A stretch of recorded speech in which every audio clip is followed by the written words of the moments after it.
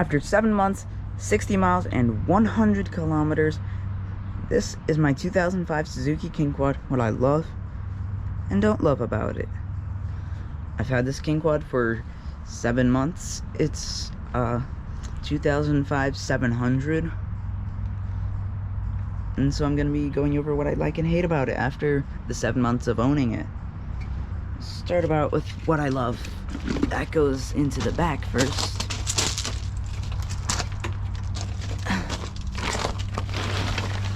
Gotta lift this up, and that's when I show you. Oh my god, the cover. That's the exhaust. That's not what I particularly like about it. It's the sound.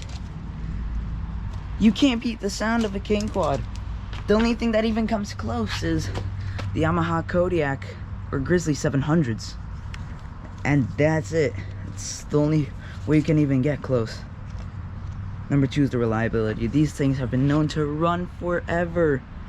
Have you ever...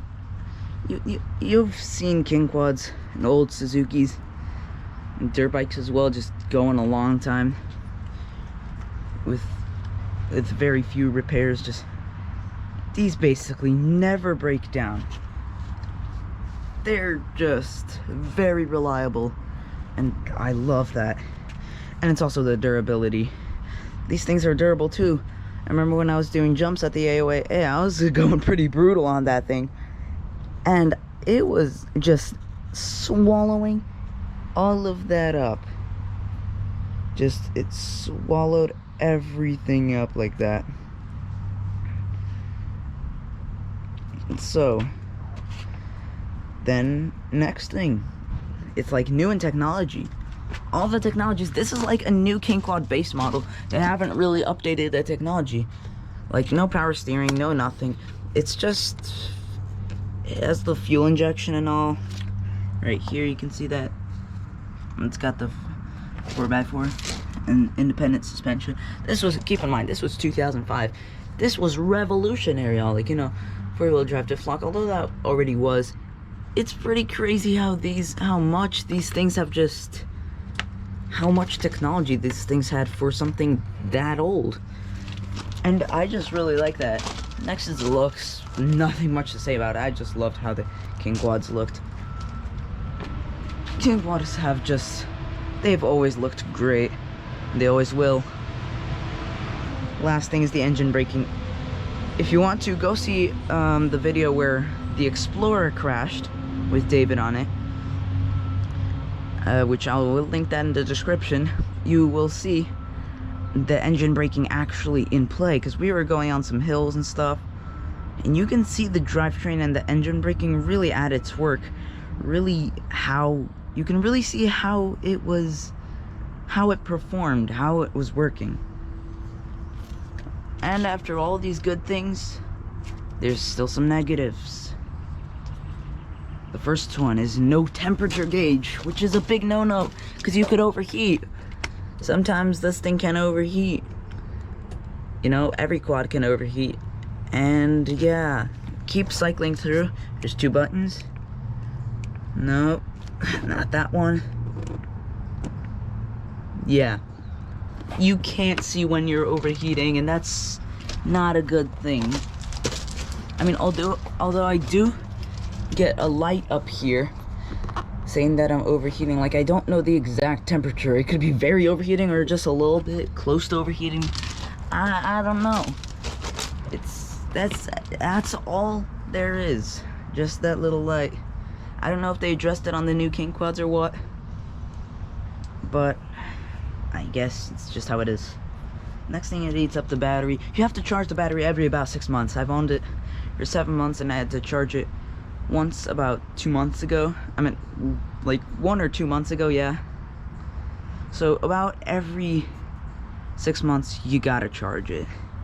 I don't really like that. Third thing that I don't like is the oil access. Here we can see the previous owners cut a hole here so you could easily access your oil. That was convenient. I mean, Suzuki did, however, address this on the newer KingQuads, which I am glad that they did, because you can't just have to take off a bunch of plastics just to get to the oil. So I'm glad that Suzuki did address that on the newer KingQuads, but it's still something that I don't like about it. And if you have one of these older ones, I definitely recommend making a cutout for your oil specifically. Fourth thing that I don't like about it is the shifter. Yes, it feels comfortable, it's very nice, but the zigzag design kind of annoyed me.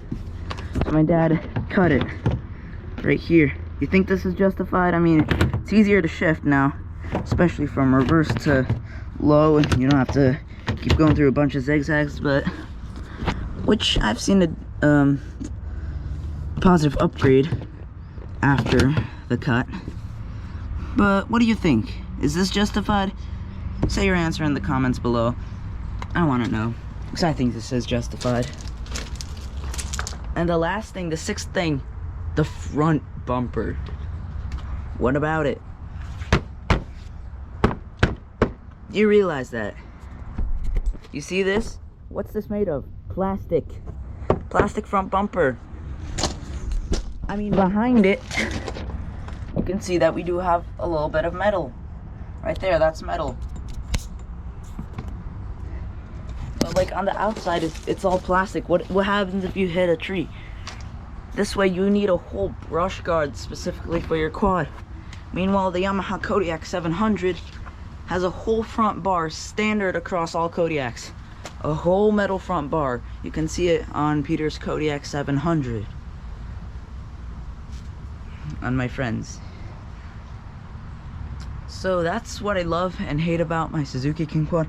After 60 miles and 100 kilometers, I've had it since 2,498 miles or 4,020 kilometers, and now I have 2,558 miles and 4,120 kilometers.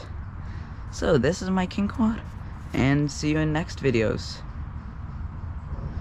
But before I go, do I recommend it? Yes. 6 positives, 6 negatives that I thought about. So I definitely would consider watching if you're getting an old used KingQuad.